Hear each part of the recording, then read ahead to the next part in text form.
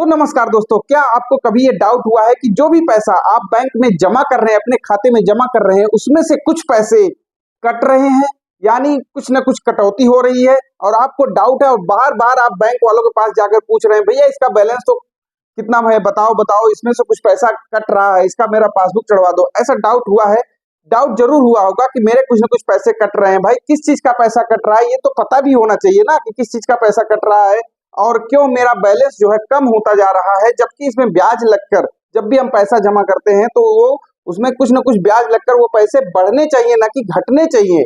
तो इसी डाउट को मैं दूर करने के लिए ये वीडियो बना रहा हूं और उम्मीद करता हूं ये पूरा का पूरा वीडियो आप पूरा देखेंगे, जिससे कि आपको समझ में आ जाए और आपको एक बार समझ में आ गया तो दूसरों को भी आप समझा सकते हैं और इस वीडियो को देखने के बाद आपको काफी जानकारी मिलेगी। तो ये पूरा वीडियो देखिएगा। देखिए, आप जब भी किसी भी बैंक में जाकर आप एक नया खाता खुलवाते हैं या आपका पुराना ही खाता है, तो उसमें ये होता है कि भैया आप किस तरीके का खाता खुलवा रहे हैं, ठीक है, कौन से बैलेंस का खुलवा रहे हैं। देखिए, कई तरीके के खाते होते हैं, जैसे करंट अकाउंट का मान लें, जो कि व्यापारी लोग खुलवाते हैं, उसमें 5,000 रुपए, अगर पीएनबी की बात कर ले तो उसमें 5,000 रुपए मेंटेन करने पड़ते हैं, मतलब हमेशा 5,000 रुपए रहने चाहिए, ठीक है। उसी तरीके से आप भी सेविंग, जो नॉर्मल इंसान जो खाता खुलवाता है ना, उसमें भी कई तरीके के होते हैं। अब जैसे मान लीजिए कि कोई आप जो अकाउंट इस समय चल रहा है जनरल तरीके से, जो जनरल सेविंग अकाउंट है, यानी जनरल बचत खाता, जो कि हर इंसान के पास होता है, हमारे पास होता है, आपके पास होता है, बच्चों के पास होता है, किसी के भी पास होता है।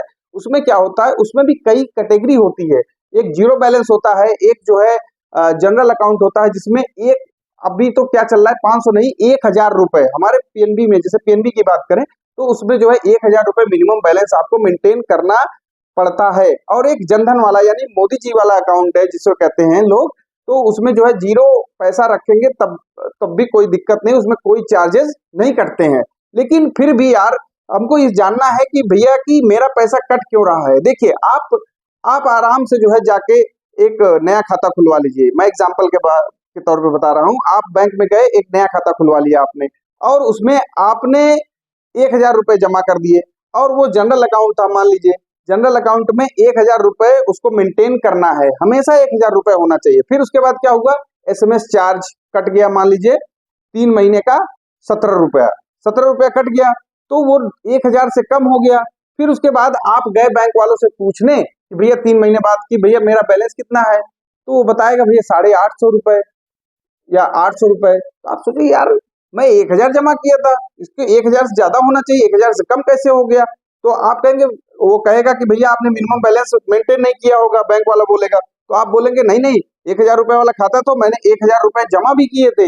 तो देखिए यहाँ पे कैसे कटा। देखिए, आपका जो एसएमएस चार्ज है 17 रुपए, वो कट गया, ठीक है, जबकि आपको ब्याज मिला होगा 3 महीने में 1 रुपए या 2 रुपए, 5 रुपए, बहुत कम ब्याज मिलता है, 2.5 से 3% ही ब्याज मिलता है। इसलिए 1,000 रुपए पे थोड़ा सा ब्याज मिला होगा और 17 रुपए कम कट गए 3 महीने के। फिर उसके बाद क्या हुआ कि आपका बैलेंस 1,000 रुपए से कम हो गया। अब जब भी 1,000 रुपए से कम हो गया, जब भी बैंक पाएगा, बैंक की मशीन है जो उसका सॉफ्टवेयर है, जैसे 1,000 रुपए से कम पाएगा तो आपका जो है मिनिमम बैलेंस चार्ज काटने लगेगा, ठीक है। अब मिनिमम बैलेंस चार्ज हर बैंक का अलग अलग होता है, किसी बैंक का 118 रुपए है, किसी बैंक का 236 रुपए है।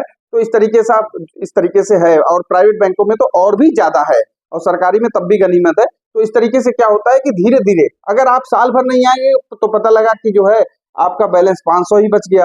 तो इस तरीके से आपके पैसे कटते जाते हैं। तो आपको ध्यान देना है कि आप जब भी खाता खुलवाएं तो आप वहां पे पूछ लें, भैया कितना बैलेंस मेंटेन करना है। अगर आप उस बैलेंस को मेंटेन नहीं करते हैं तो आपका पैसा जरूर ही कटेगा। इस बात को ध्यान रखना चाहिए, और हमेशा ध्यान रखना चाहिए। लोग ध्यान नहीं देते हैं और काफी पैसा नुकसान हो जाता है। तो इस तरीके से आपको समझ में आया होगा कि आपका पैसा कैसे कम हो जाता है। देखिए, और भी ढेर सारी चीजें हैं जिससे आपको पैसा कम हो जाता है, या तो आपको ट्रांजैक्शन करने में दिक्कत आती है, आपको ढेर सारी जानकारी आपको मिल सकती है। जैसे आपका पैसा एक तरीके से और कटता है कि आप मान लीजिए 2 लाख रुपए से ज्यादा जमा कर दिए, ठीक है, तो अगर पीएनबी की बात करें, 2 लाख रुपए से ज्यादा अगर आप कैश जमा कर रहे हैं तो उसमें जो है कैश हैंडलिंग चार्जेस कट जाते हैं, यानी 200-300 रुपए कट जाएंगे। आप मान लीजिए 2.5 लाख रुपए जमा कर दिए तो उससे कैश हैंडलिंग चार्जेस जो है कट जाते हैं, तो आपका पैसा जो है ना थोड़ा सा कम हो जाता है। तो आपको ध्यान रखना है कि हमेशा जमा करने से पहले बैंक वालों से पूछ लेना है, बैंक अधिकारियों से पूछ लेना, भैया मेरा इसमें कुछ पैसा तो नहीं कटेगा। ठीक है, ये काम करने से पहले तो वो खुद ही आपको बता देंगे। तो 2 लाख से ज्यादा अगर आप कैश जमा करते हैं तो कैश हैंडलिंग चार्जेस कट जाते हैं। तो उसके बाद और मैं आपको बता दूं, एक बात और ध्यान रखना है कि जब भी आप 10 लाख रुपए या 10 लाख से ऊपर का कैश आप जमा करते हैं, उसको STR रिपोर्ट जाती है इनकम टैक्स के पास, यानी सस्पिशियस ट्रांजैक्शन रिपोर्ट एक इनकम टैक्स के पास जाती है। तो उसको भी ध्यान रखना है कि भैया 10 लाख या 10 लाख से ऊपर का कैश ना जमा करें, क्योंकि अगर आप जमा भी करते हैं ना, उसका उसका बस क्लेरिफिकेशन देना होता है। तो ये आपको ये डाउट जो है क्लियर हो गया होगा ना कि आपका पैसा जो है क्यों थोड़ा थोड़ा कम होता जाता है।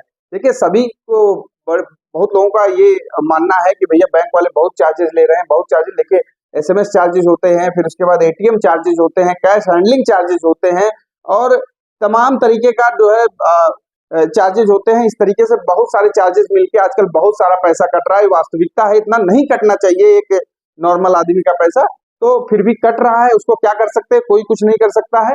तो अब भाई बैंक चार्जेस हैं, आपको सुविधाएं लेनी है, आपको नया पासबुक लेना है तो फिर भी नया कुछ न कुछ चार्ज कट जाता है। नया ATM लेना, हर महीने कुछ, हर साल भर में एक बार उसका किराया लगता है, समझ लीजिए। तो जो पैसे हैं ना धीरे धीरे कटते रहते हैं, और आपका जो बैलेंस है ना थोड़ा बहुत कम होता रहता है, और आपको डाउट हो जाता है कि भाई क्यों पैसे कम हो रहे हैं। तो आपको बस क्या करना है कि एक स्टेटमेंट निकाल के उसको अच्छे से देख लेना है कि भैया हमारा पैसा कहाँ कहाँ कट रहा है। और हर बैंकों का अलग अलग चार्जेस होते हैं। तो अलग, ऐसा नहीं कि हर एक बैंक अलग अलग बैंकों का सेम चार्जेस हो। तो इस तरीके से जो है आपको समझ में आ गया होगा कि आपका पैसा क्यों कटता है या कम हो जाता है। तो आपको समझ में आ गया हो तो जरूर इस वीडियो को जरूर शेयर कर दीजिएगा, और मेरे चैनल को इस तरीके की जानकारियों के लिए सब्सक्राइब भी कर लीजिएगा। और हाँ, वीडियो को बंद करने से पहले हमारे इस वीडियो को एक बार लाइक जरूर कर लीजिएगा। Thank you, bye bye. फिर मिलते हैं एक नई वीडियो।